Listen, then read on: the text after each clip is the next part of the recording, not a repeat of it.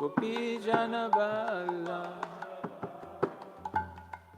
Jaya Girivardhara Jaya Girivardhara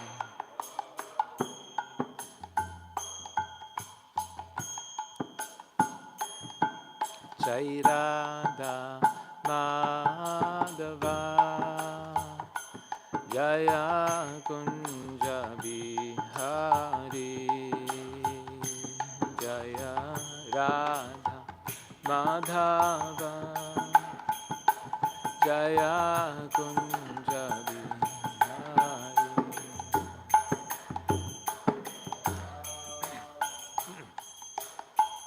Yashodanandana Vraja Janaranjana. Slow.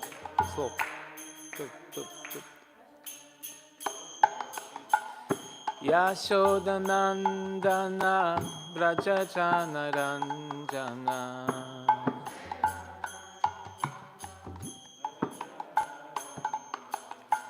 Yashodanandana Vraja Janaranjana.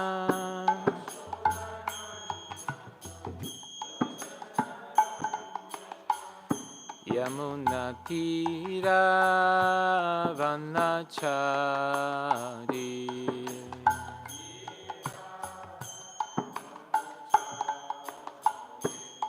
Yamuna Tira Vanachari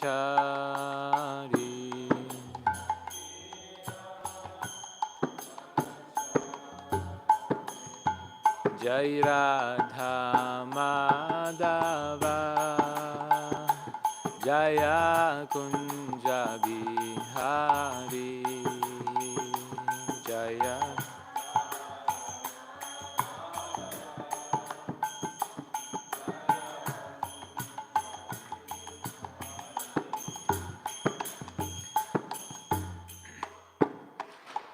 Hare Krishna Hare Krishna Krishna Krishna Hare Hare Hare Rama Hare Rama Rama Rama Hare Hare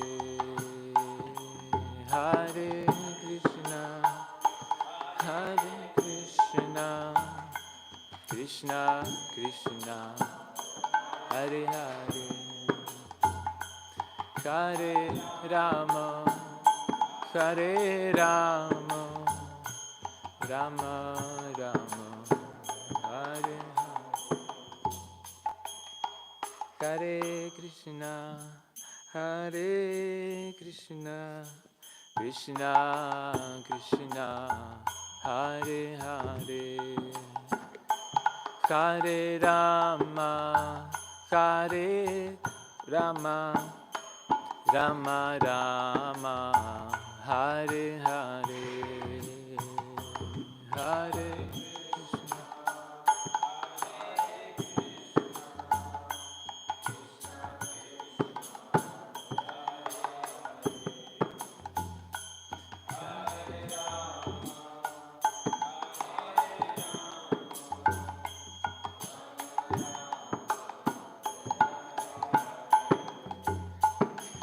Hare Krishna, Hare Krishna, Krishna Krishna, Hare Hare, Hare Rama, Hare Rama, Rama Rama, Hare Hare, Hare Krishna, Hare Krishna, Hare Hare.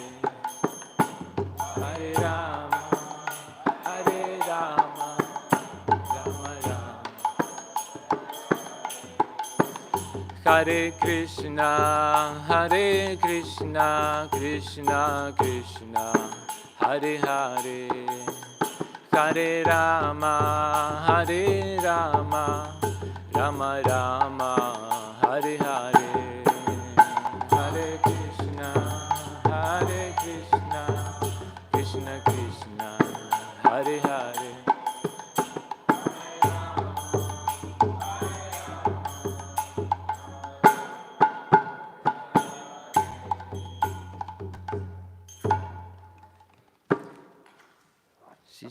Shri Radha Govinda ki jai. Shri Gaur Nitai ki jai. Thank you. Samaveta Bhakta Vrinda ki jai. Nitai Gaur Premanande. All glories to the Sama devotees. All glories to Shri Guru and Gauranga. Om Namo Bhagavate Vasudevaya.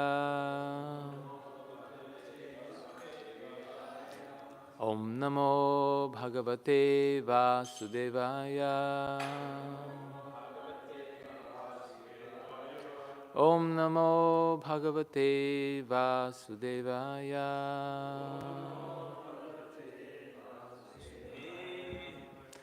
Naranam Namaskritya Naram Cheva Narotamam Devim Saraswatim Vyasam Tato Jayam Udirayet. We're reading from Śrimad Bhāgavatam, Canto 3, Chapter 21, Conversation between Manu and Kardama. Text 4. Yes. Okay. Tasyaham savai. Sorry. Tasyam savai mahayogi. Yuktayam yoga lakshanai. Sasarjakatida viryam. Tanme shushrusave vada. Tasyam savai mahayogi. Yuktayam yoga lakshanai. Sasarjakatida viryam. Tanme shushrusave vada.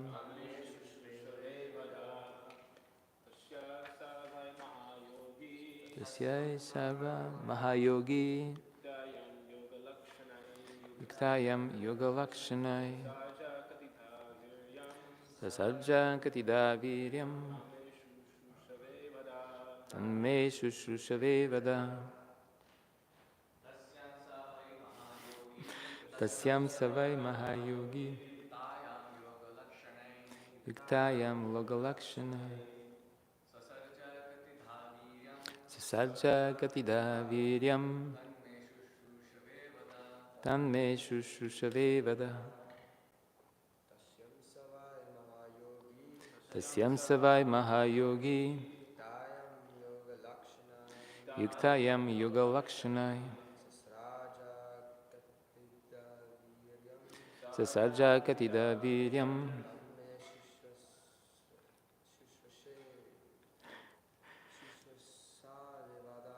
Tanme shushrusave vada. Tasyam savai mahayogi. Yuktaham yoga lakshanai. Sasarja katida viryam. Tanme shushrusave vada. Matajis. Tasyam savai mahayogi. Yuktayam yoga lakshanai. Sasarja katida viryam. Tanme shushrusave vada.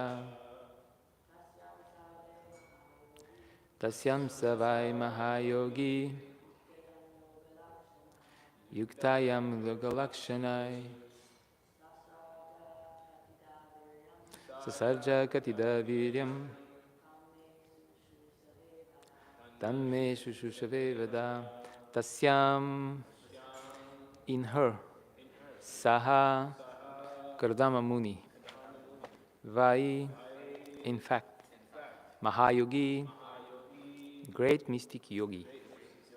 Yuktayam, endowed. Yoga Lakshanai, with the eightfold symptoms of yogic perfection. Sasarja, propagated. Katida, how many times? Viryam, offspring. That narration. me, to me, Shushrusave, whom am eager to hear. Vada, tell. Translation and purport by His Divine Grace, by Charan Arvinda Bhaktivedanta Swami, Srila Prabhupada ki jai. How many offspring did that great yogi beget through the princess, who was endowed with eightfold perfection in the yoga principles? Oh, pray tell me this, for I am eager to hear it. Purport. Here Vidura inquired about Kardama Muni and his wife, Devahuti, and about their children. It is described here that Devahuti was very much advanced in the performance of eightfold yoga. The 8 divisions of yoga performance are described as 1. Control of the senses. 2. Strict following of the rules and regulations. 3. Practice of different sitting postures. 4. Control of the breath. 5.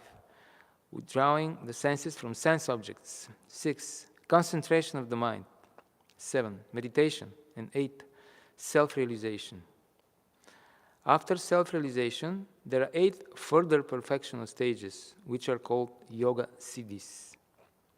The husband and wife, Kardama and Devahuti, were advanced in yoga practice.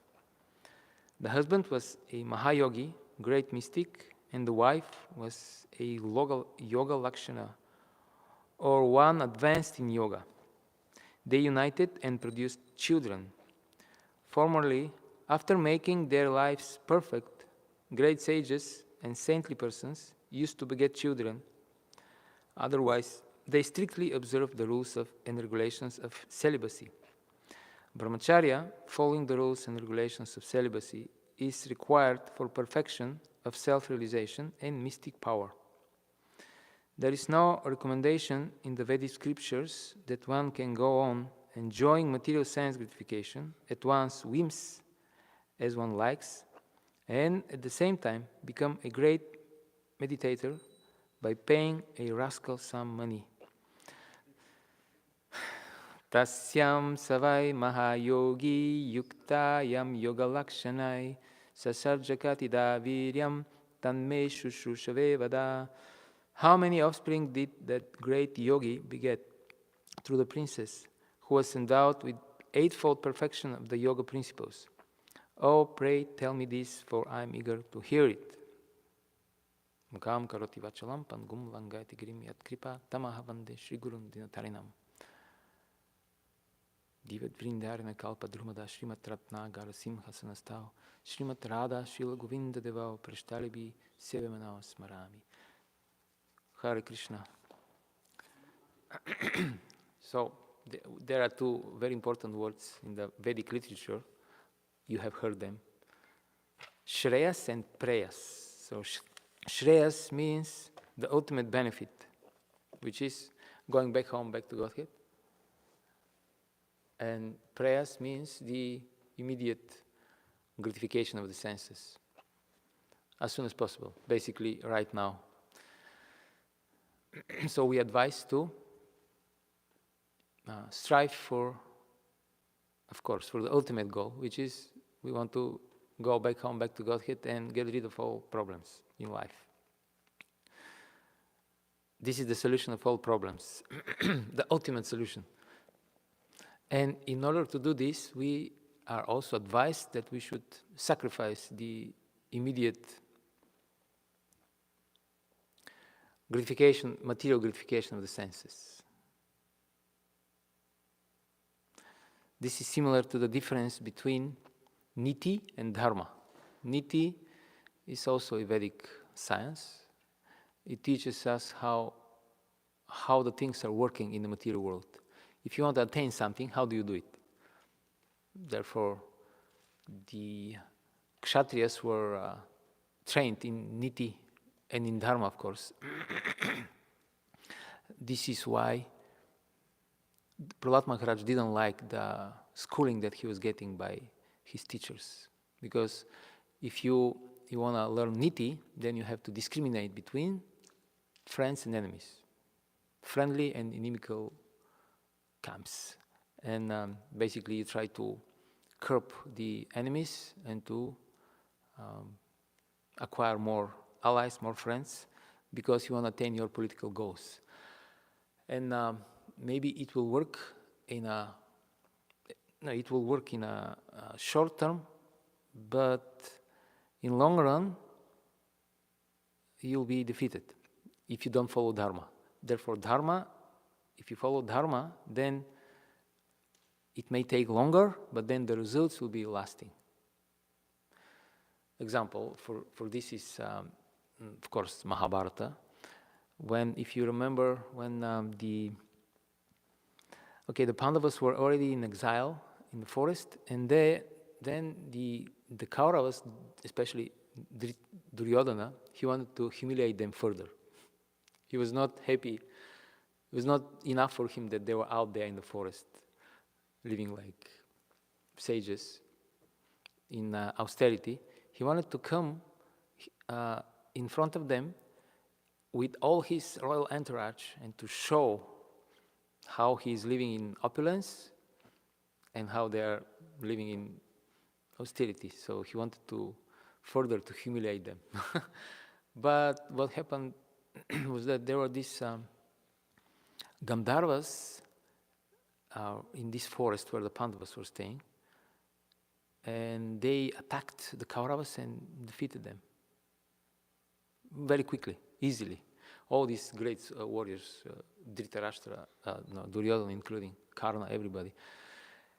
And then the Pandavas understood that, and Bhima told Yudhishthira what happened. And according to Niti, when your enemy is in a weak position, you should immediately take advantage, because if you don't take advantage and don't finish him off when he's weak, then what will happen?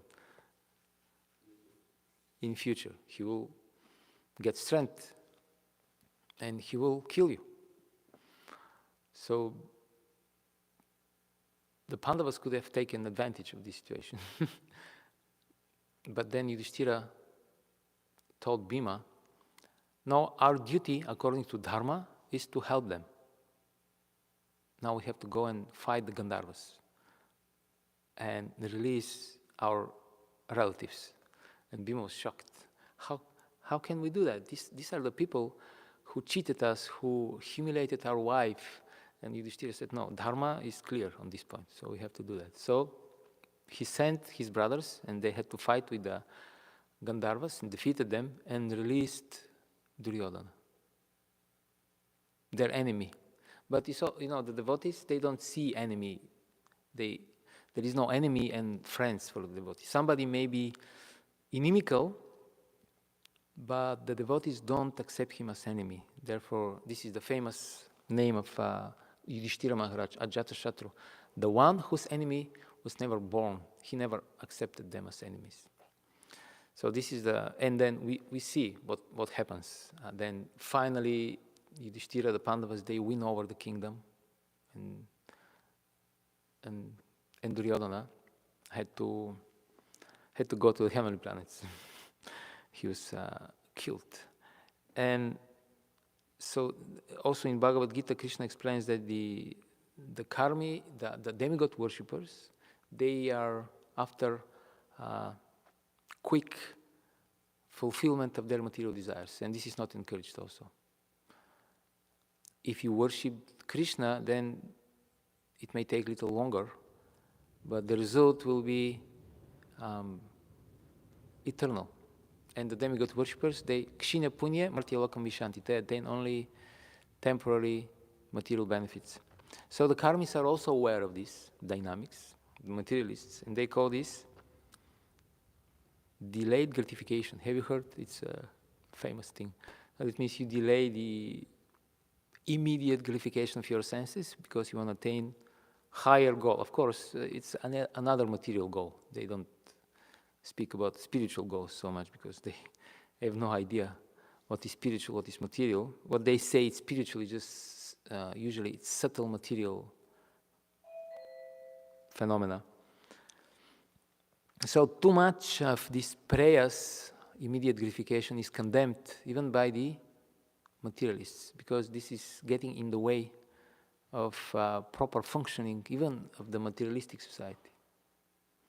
and they have figured it out. They speak about they call this the dark tetrad. The 4 antisocial personal traits that are very much connected with impulsive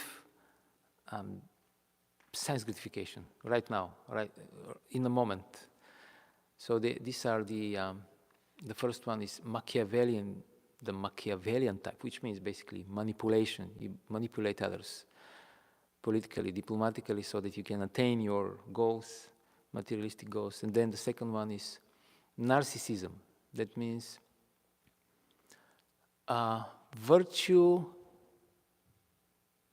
free of virtue, virtueless attention seeking.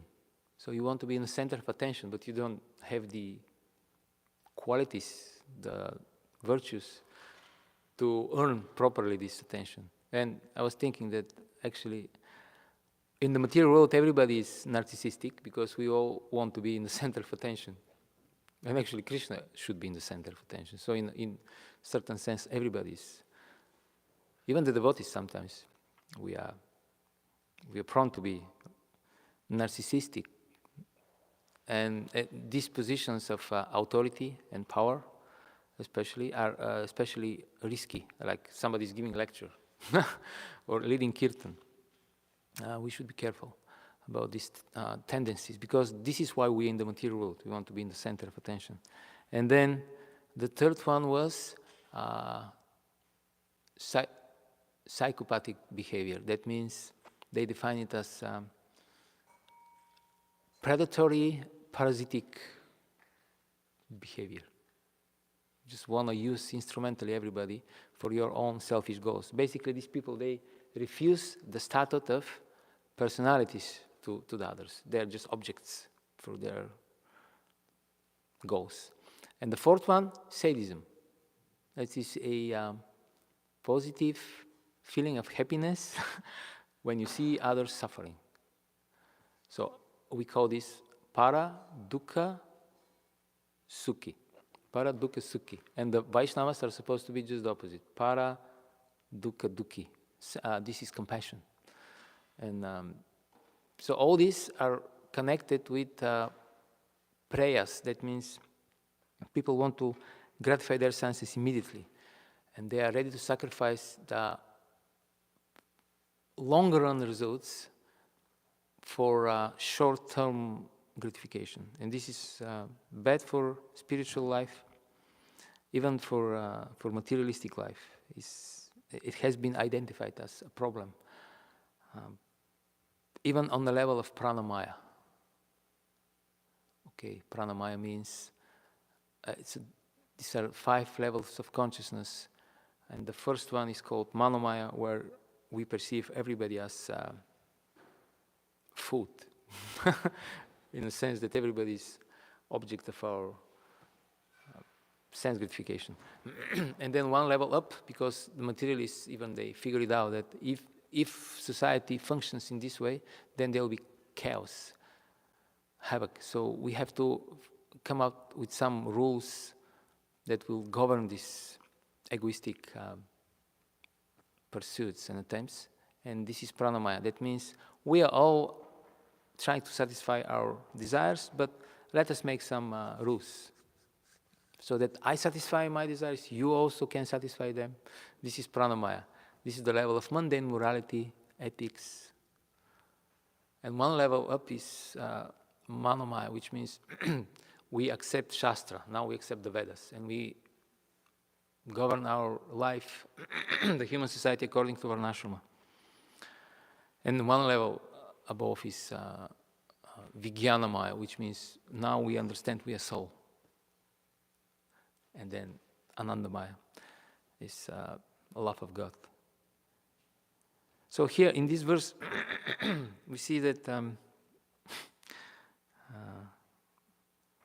before begetting children, the great personalities, well, not even the great personalities, that was the standard human practice back in the day. they had to perform tapasya, purification, austerity. Now what happens? They go on a honeymoon, where what they do, they enjoying material sense gratification at one whims, as one likes, and that's how they conceive children. So this is the excuse me. This is the scientific process of acquiring good progeny, which will ensure that the human society will run smoothly, as much as possible. Of course, in the material world, it's never going to be perfect. So this depends on the quality of the souls that are invited in the human society. Therefore, countries, they also have this policy of restricted access, right? In America, in US, you cannot just come here. You have to acquire visa. Of course, some people can come for European Union and I guess Canada also, certain countries. But usually there is a required qualification. So they want to invite just everybody in America because they're concerned about the smooth running of the society. In the same way, when humans are conceiving children, they should be concerned about what kind of souls are they inviting in their life. And the quality of the soul, of course the souls are the same in one sense, but their consciousness may be different. It will vary according to their spiritual advancement. So the proper way is to purify the consciousness so that high quality souls will be attracted to the human society. And this is a science. I had a friend who was not even a devotee. A long time ago, I was a kid. And then once he told me, humans are the most stupid living entities. Why? Because they're breeding so many animals and plants, so they take care how to produce proper population according to certain scientific symptoms and rules and regulations. But regarding their own human population, there is no rules. Anybody can do whatever, like here it says, at one swims. And then there is a kavak, it's called Varna Shankara, unwanted progeny. And in Bhagavad Gita, Arjuna says that Jate Varna Shankara, thank you, Prabhu. Thank you. Arjuna says, I heard from the disciplic succession that Varna Shankara creates a hellish existence, hellish life for everybody, for themselves and for the rest of the society.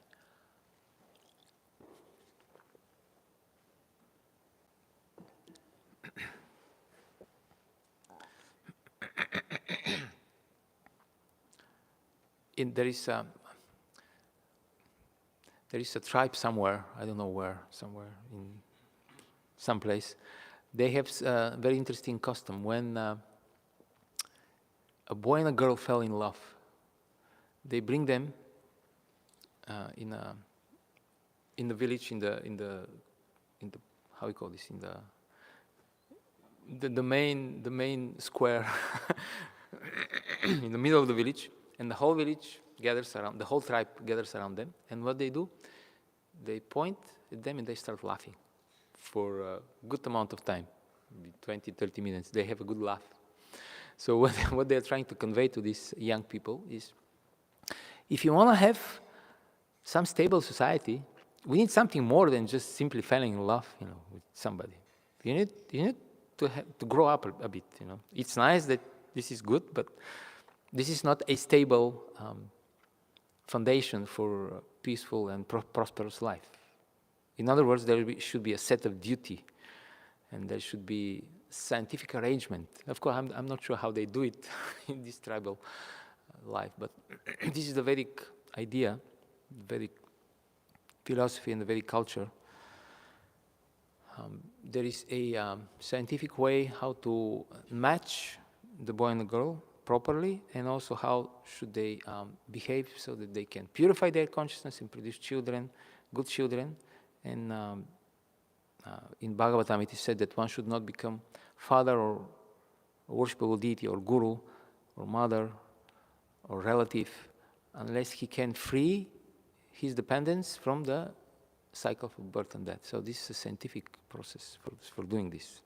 It's called devotional service. And it's interesting how people in Kali Yuga, they don't really acknowledge the real science which can actually solve their problems. And they're very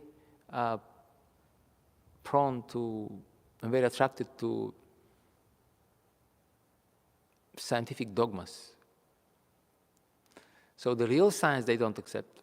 If we explain like what we just explained to people, not many people will accept, but they are so much attracted by ignorance in different forms. And this is described in Bhagavad Gita as the influence of the tamaguna. Tamas means we accept religion as irreligion and irreligion as religion. It's just the upside down. You understand? That means devotional service to God is accepted as bogus. It's delusional. And sense gratification, which doesn't lead anywhere, is accepted as the real dharma. It's just the other way around, tamaguna.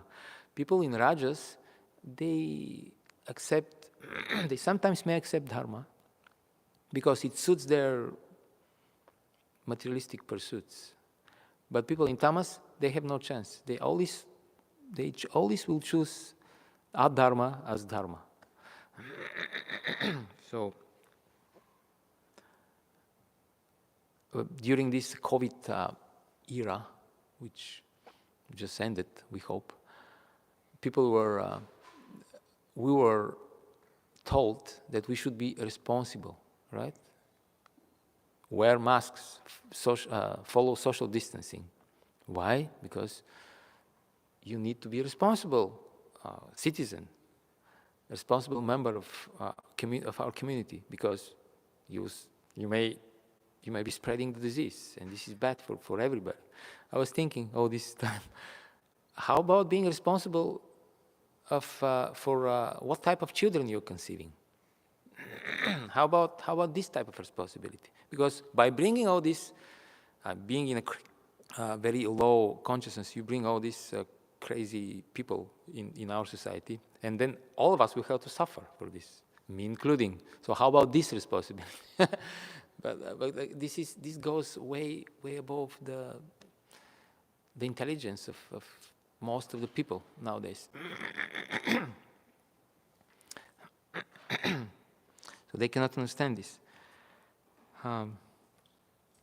So here we have the example of Kardama and Devahuti, two great personalities who are very much Krishna conscious, and they united. They created their children were very much Krishna conscious.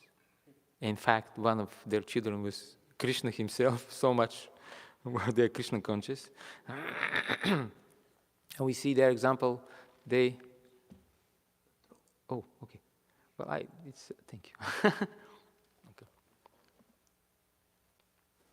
You just slow it. Okay. Okay. Thank you. And we see their example. They had they had perfect family life. Cannot ask for more than that. When Devahuti, she wanted to go around and see the universe, Kardama created a special spaceship, which was actually a palace. She didn't even have to go outside home. People have to go, and even if you have a private jet, still you have to go out and go to the airport, etc. It's a botheration. She was able to stay at home and travel at the same time. So this is very important. here Srila Prabhupada explains that formerly, after making their lives perfect, great sages and saintly persons used to beget children. Otherwise, they strictly observed the rules of regulations of celibacy. Brahmacharya is required for perfection of self-realization and mystic power. So this is the beginning of human life, the brahmachari life, the brahmachari training. Well, first of all, why we have to listen?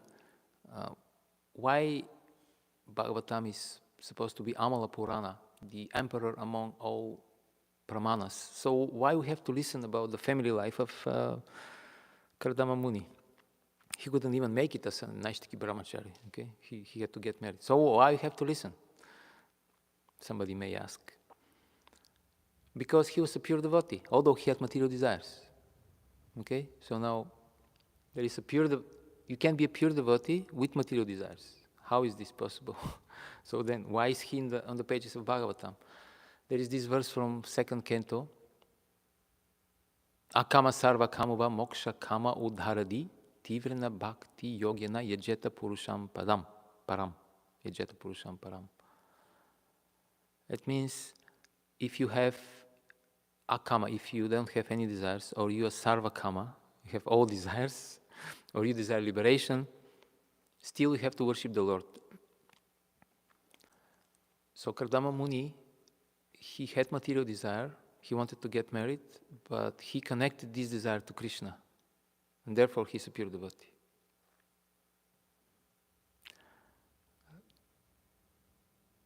So he performed a long tapasya for 10,000 years, and this is required for purification. Therefore, the brahmacharis, they have to get proper training. Most of them will get married, but the proper training will ensure that they have good grihastha life. The training for the grihastha life is in the brahmacharya ashram. Of course, you can learn all these things in the grihastha ashram also, but it will be the school of the hard knocks. It will be hit and miss, and mostly you'll be hit. And if you don't make it in 2-3 years, then the wife will try to discipline you, to train you up, if you're not trained as a brahmachari. But if it doesn't work in 2-3 years, then she'll just leave you, divorce. So why the brahmachari training is so important? What the brahmacharis are supposed to learn in the brahmacharya ashram? Well, first of all, Srila Prabhupada said first class brahmachari makes first class grihastha. So we usually think first class brahmachari means he doesn't get married, right? It's a Naishtiki brahmachari. Okay, there are two types of brahmacharis, Naishtiki and Upakurvana brahmachari. Naishtiki brahmachari never marries. Upakurvana brahmachari, he gets married after he finishes his training. So, what is the difference between them? They have exactly the same training, they learn the same knowledge, they live together with in the same Gurukula. It's not that the Upakurvana brahmachari, because he's planning to get married, his training is to match saris and cholis. They get exactly the same training. The difference is in the realization. The Naishtiki brahmachari, because of maybe previous lives, or in this life, he has acquired the realization, and the Upakurvana brahmachari, although he accepts, he contemplates, he understands, he doesn't have this realization. So in order to get this realization, he has to go for 25-30 years in the Grihastha ashram and to get the realization there, practically. Because there is first class intelligence, that means you understand just by listening, that's enough. And then second class intelligence, that means you have to go and see firsthand, you have to experience the whole thing, and then you understand everything that Bhagavatam says is 100% true. There is not one point that has been missed. Everything is correct, but you have to experience this. And it's 25-30 years. compared to the eternality, we are Nitya Bhadas. We are here since time immemorial. So compared to this eternity, 25, 30 years is not much. It's nothing. So if this is the price we have to pay for this realization, it's fine. So what is this realization that we're talking so much about? It is the realization that actually is not worth it. The material life doesn't pay off. It is, even if you have fabulous wife, nice kids, nice career, successful career, still at the end of the day you understand chanting Hare Krishna is better, reading Bhāgavatam is actually better, serving to the devotees is actually better. It brings more satisfaction than all these materialistic activities. Then, similarly to Maharaja Yayati, who was enjoying for thousands of years with his wife, at the end of this period of enjoyment, when he gave back his youth to his son, he was very satisfied because he understood, I'm satisfied because there is no satisfaction in the material world. I'm happy because I understood there is no happiness here. And then peacefully he took Vanaprastha and went back home, back to God with his wife together. So this happens when we are following the rules, and because we follow the rules of Krishna, then we have also good material facilities. Then we can see, okay, although I had all this, I had it all, I enjoyed it for so long, still I'm not happy. And then peacefully you can surrender to the Lord completely. But if we are impious, if we don't follow the rules, then we will not get good facilities, then we'll probably end up with broken relationships, and then we will think, oh, I didn't do it properly. There is actually happiness here, but I just couldn't make it. Next time I'll do it.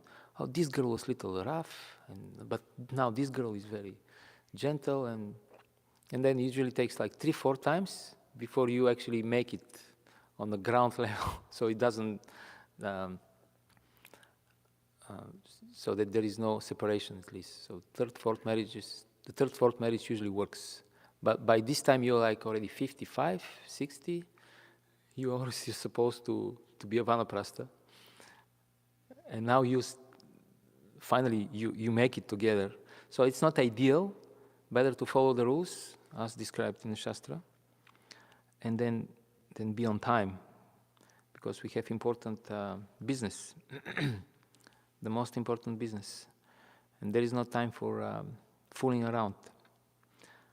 So the brahmacharis, they're supposed to learn, they have to develop good character, and this means, first of all, they have to learn to follow authority. This is very important. All other good qualities, they are a consequence of this one. You learn to work under authority, and then they learn self-control. They learn to be always active. In other words, they shouldn't be lazy, and they learn to be clean. All these things, if they learn in the brahmacharya, then their grihastha life will be successful. For example, following authority. Sometimes the brahmacharis think, well, I'm a brahmachari.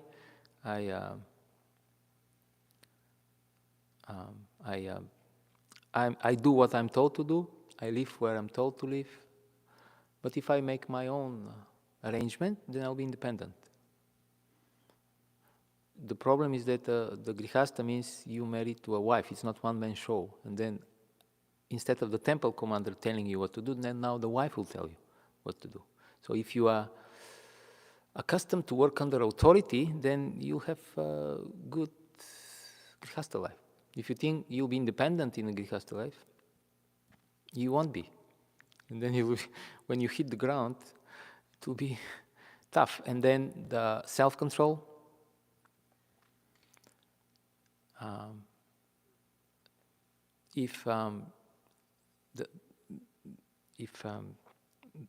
the boy is not self-controlled, and if the wife understands that I can just control this guy just by moving my eyebrows, something, then she will lose respect for him. And without respect, no human relationships can be. This is the foundation of all types of human relationships. It starts with respect. You have to respect the person, then you can build on this. So you learn this in the brahmacharya ashram. And you have to be clean, Hare Krishna. You have to be active. Women don't like lazy people, lazy men. So all this is learned in the brahmacharya ashram, and the boys are taught better when they are taken out of home. When they are inside the home, they tend to be spoiled by their moms, their aunties, by everybody works. They are unconscious. The boys are unconscious. They are unconscious. They are not aware that so much work has to be done around them. They are not aware that somebody has to clean their room, that somebody has to wash their clothes, to fold it, somebody has to cook, somebody has to make money. If you don't take them out of home and make them aware and conscious about all these chores, all these duties that they have to perform, if they stay at home, they will be spoiled, and then they will try to deal with their future wife as if she's their mom. So she's now supposed to do everything that their mom did for them. And this is not going to work. So they have to be taken out and put in the Gurukula. And there they have to be trained properly. Okay, so this is the brahmachari training. It's so important. So the brahmachari training just provides a good stock of boys for the grihastha ashram. Of course, some brahmacharis will remain brahmacharis, but they'll be the minority. So then there should be very nice cooperation between all of us. We shouldn't think that all brahmacharya ashram is unnecessary. Let us be real. All these brahmacharis, so-called, they'll get married. So why wasting time? Let them just be real, be sincere, be honest, and get them all married. No, they need to be trained before getting married so that the family life will be successful as much as possible. So that's what the brahmacharya ashram is supposed to be doing, giving proper training. And we mentioned this verse from second canto, but I didn't actually explain why are we quoting this verse and why actually Kardama Muni is a pure devotee. Okay, Tivrana Bhakti Yogena, this verse. So I'll just finish with this. I'll go back to this. So no matter what kind of consciousness you have, what kind of desires, or you don't have desires, you have to worship the Lord. And this is called Tivra Bhakti, technically. And Tivra Bhakti is not completely pure Bhakti in a sense that pure Bhakti means you don't have desires, material desires. You only want to please the Lord. Tivra Bhakti means that you do have material desires. But how do you fulfill them? Only by devotional service. And the example is Dhruva Maharaj. He had material desire, he wanted kingdom. What did he do in order to attain his material desire? He didn't start a business, or he didn't start some politics to overthrow his father from the throne. He just went to the forest and he performed bhakti. And then Krishna took care of this material desire. So this is Tivra Bhakti. And another example, Kardama Muni. He wanted to get married, and what did he do? He didn't start a Instagram account and post pictures there of himself performing tapasya for 10,000 years. He just worshipped the Lord, and the Lord arranged for him. Krishna personally came, and Krishna told him, I have already arranged exactly the same girl. I mean, what was the same quality? Same, yes, exactly the type of girl that you have been dreaming all these long years while performing tapasya. I have arranged for this. So this is the Tivra Bhakti. You have desires, but you have Shraddha, Shraddha Kahe Vishwas Sudrida Nishchoy. Have the firm belief that whatever, if I just perform bhakti, then everything else will be accomplished in my life. Even if I have material desires, they will come as a result of bhakti only. I don't have to do any material activities. So this is Tivra Bhakti. Okay? It's very elevated level of bhakti. Usually we want to perform bhakti, but we don't have such faith. So we want also on the side to make sure that my material needs will be fulfilled. So we do here and there different things, materialistic things. And then in the acharyas, one of the acharyas in the commentaries of Bhagavad Gita, he explains, what was this verse? Anyway, Krishna says, this was 7th chapter, 15, verse number 15, the 4 types of pious people who approach the Lord. 16, sorry. 15 was the impious, okay.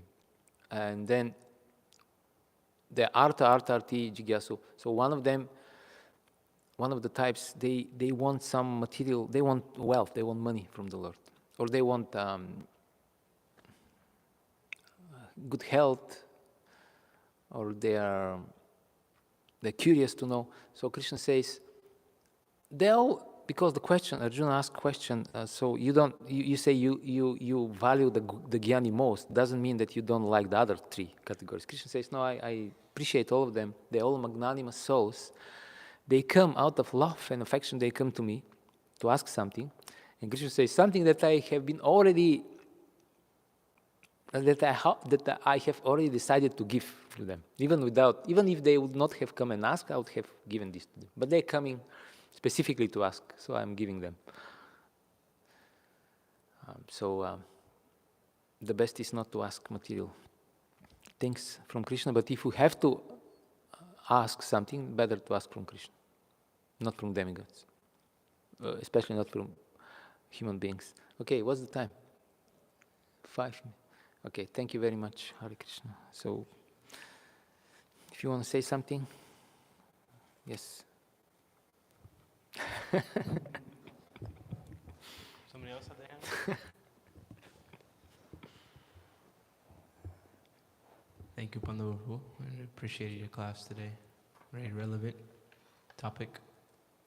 And I was thinking about this point of following authority, because it could be challenging, especially in the modern culture. There's a lot of emphasis put on yourself. Believe in yourself. You can do it. Yeah.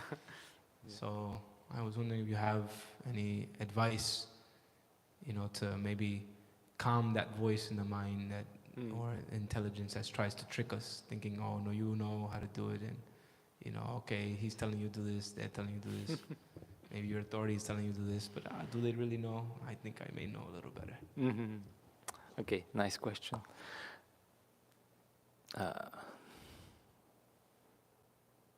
Well, I'm not the best person to ask this type of question because in my whole devotional life, my authorities were kind of my best friends. So I had never situation where I had some grudge against my authorities so far.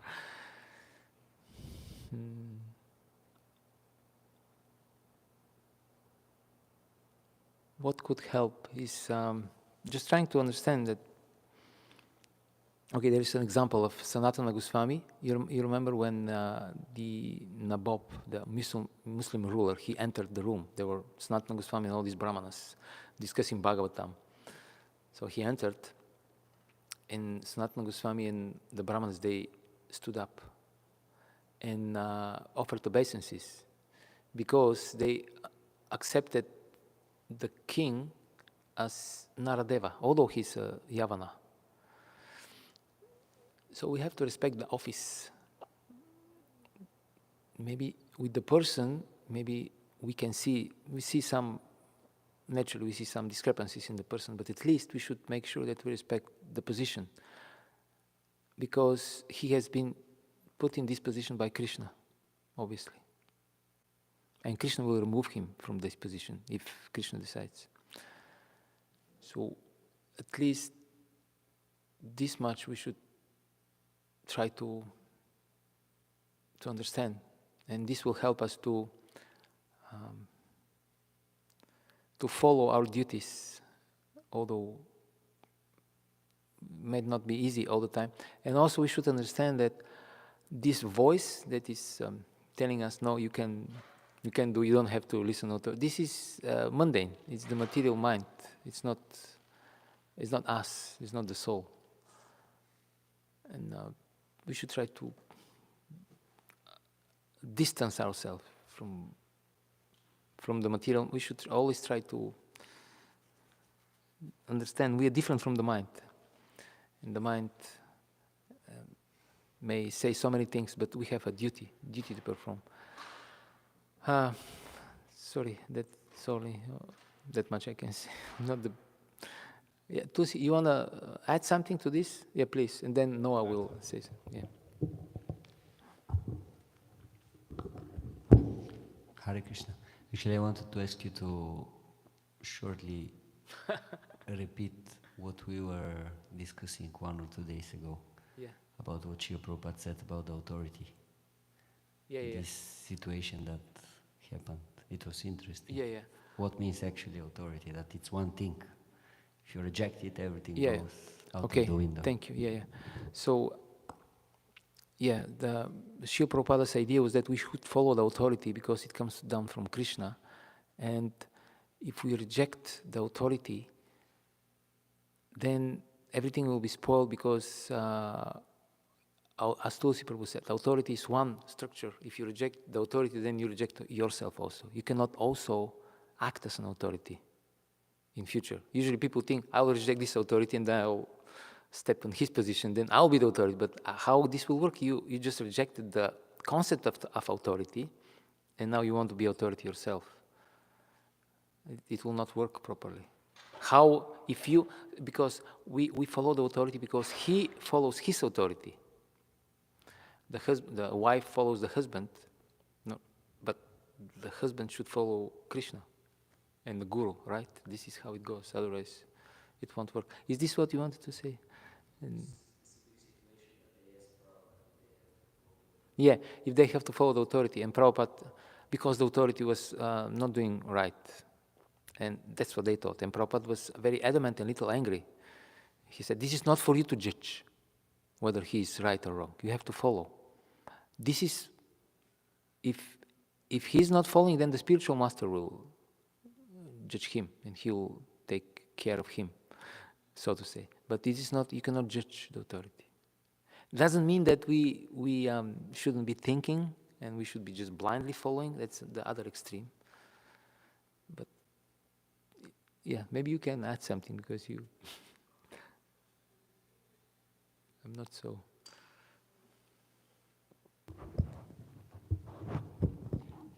Yeah, basically that's why the Vaishnava etiquette is that even if you have some problem with your authority, you don't dismiss the authority. Yeah. You rather go to his authority and explain what is the subject, and then he can, being a mature devotee, he can judge what is the situation and actually who is right, who is wrong. Maybe both sides are wrong and something should be said to both. But the idea is you don't directly go and deal with the situation, especially when it comes to a superior person with higher authority than yours. Like, can you imagine you have an army, and then we know in the army you have this super strong authority. The whole army, this is the idea. Everything is very strongly authority-based. And then the battle is going on, and then some of the big authorities comes and say, okay, attack. And then you think, not now, after 15 minutes. Attack now. No, first I have to finish my meal and then later we'll do it. It doesn't work like that. That's why authority means he's seeing the whole picture and he knows what's going on. You don't know. Let's say you don't know that, okay, you're like your Fred soldiers at the moment they attacked, and if you don't attack at the same time, all of them, they'll be killed. You don't see this. Okay, let me just read because Prabhupada, this is the conversation, and this question is brought in front of Prabhupada. Prabhupada says, "You're not to judge. You should know that this man is appointed as a representative of my spiritual master. I must follow. You cannot judge him. This is not your business to judge. So long he is president, you must follow him. If he is wrong, that will be corrected by the spiritual master. You cannot correct him. Otherwise, obedience is the first discipline. If you do not obey the representative authority, then there cannot be any discipline. Then everything will be topsy-turvy."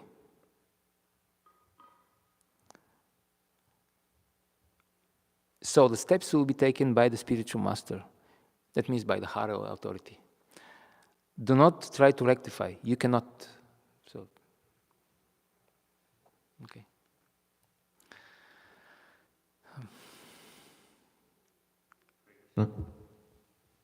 Thank you for giving class today. Have a quick question. So you were speaking about material desires, and those get in the way of our bhakti sometimes. But what about like spiritual desires and wanting those from Krishna, and say like you want liberation, for instance? That's considered material, right? Yeah. So how do you go about that when it's something that you desire and you would like to go through the motions of to attain, but like you can't really go to Krishna for that? Okay. Well, it depends why we desire liberation. If we desire liberation because this will facilitate better our service, let's say if you're liberated, that means you don't have to bother anymore with material body and its needs, and you don't need to sleep 15 hours, or you don't have these problems coming from the material mind, etc. So this can be used in bhakti. It's not ideal, but can be used. But if the desire is just for liberation, impersonal liberation, then this is a problem. And we have to be really careful, because in personal liberation, we are missing all the fun. All the devotees will go back home back to Godhead.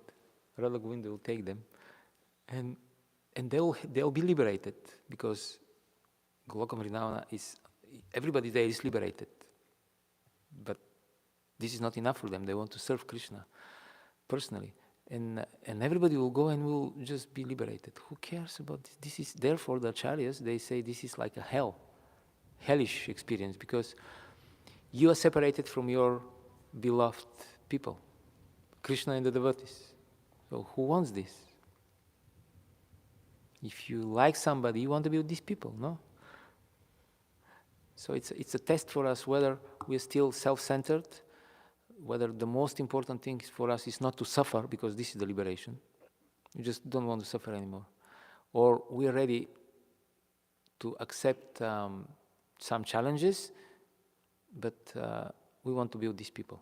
Like Queen Kunti, she said, better if I have a difficult life, but I'm with you, Krishna, I prefer this option than to have peaceful life and to be without you.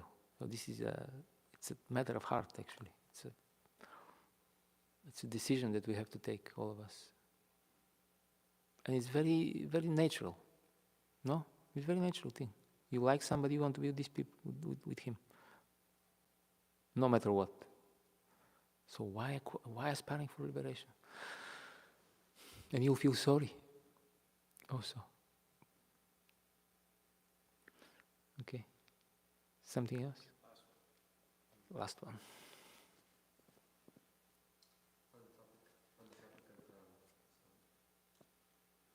The topic of asking questions to Krishna, or asking for things. In what mood should we be with our prayer?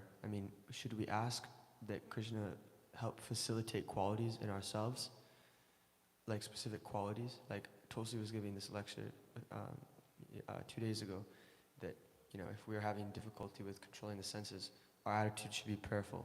Help me with this sense control. Help me with this taming of my mind. But at the same time, pure devotional service means not wanting anything from Krishna, only serving, not desiring anything. So when we're praying, should we only be asking for service and everything else will come? Or is there anything else that we should be asking for? We should know that all the good qualities, yasasti bhakti bhagavati akinchana sarvai gunai tatra samasate sura, all good qualities will appear naturally as a result of our bhakti. So we don't have to ask specifically for this or that quality. They will come naturally. Of course, if we are so much troubled by something, it's not wrong to explain. This is one anga of the bhakti. We go in the front of the Lord and reveal your heart. So I really want to have this quality because I want to serve you better with this quality. This is not wrong. But at the same time, keep in mind that they will all appear automatically as a result of the purification. Krishna, Srila Prabhupada says, Krishna is not lazy in your heart. He's purifying you. All of us. So, is this answering? Okay, thank you. So, time is up. Grantara Śrimad Bhāgavatam ki jai. Srila Prabhupada ki jai. Nitai Gaur Premanande. All glories to the same devotees.